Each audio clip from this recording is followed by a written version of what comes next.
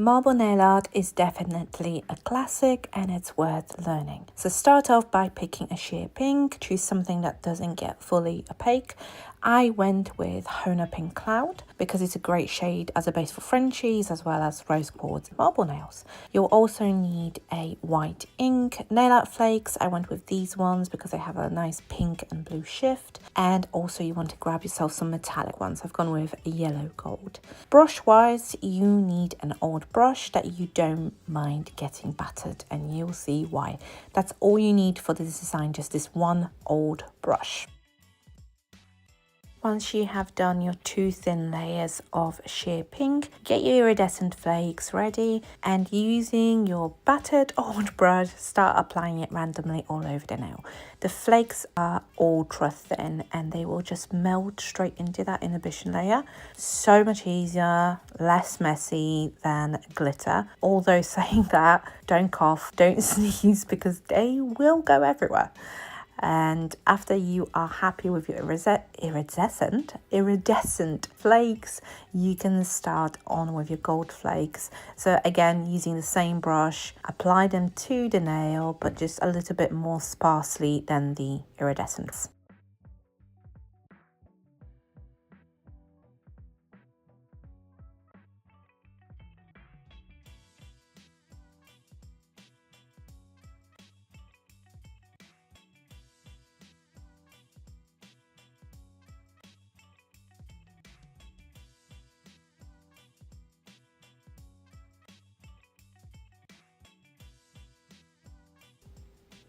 Now grab the sheer pink that we started off with and watch these gorgeous flakes turn milky pink.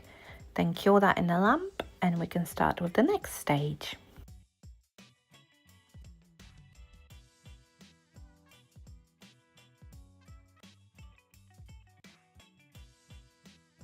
After curing, grab your iridescent flakes again and apply in the same spots, but you don't want them to be all over the same spots. You want them to be slightly off so that the flakes underneath, those milky pink flakes, are poking through from underneath. We want that depth.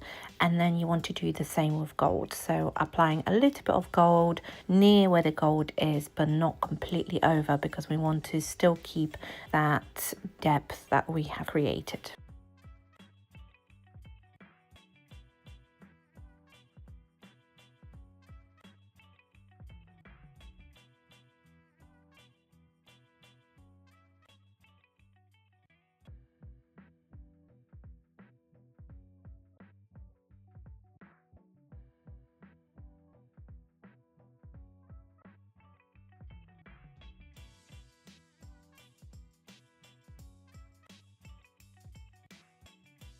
Shake your ink well. Inks have a tendency to end up with the pigment settling on the bottom of the bottle, and we don't want that. So using the brush from the bottle, paint on a couple of squiggly lines, and then you want to grab yourself some IPA and that same old brush.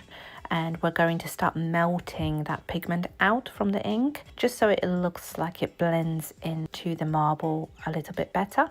Once you're happy with how it looks and you're happy with the results, give it 20-30 seconds to dry out and then you can top coat it, cure it, and you're done. So this is an easy way of creating marble.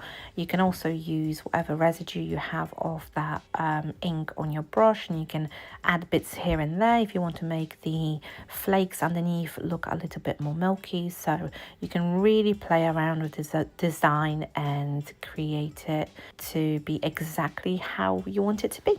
And as you know, I love abstract designs because they don't all have to be the same. I hope you enjoyed this tutorial.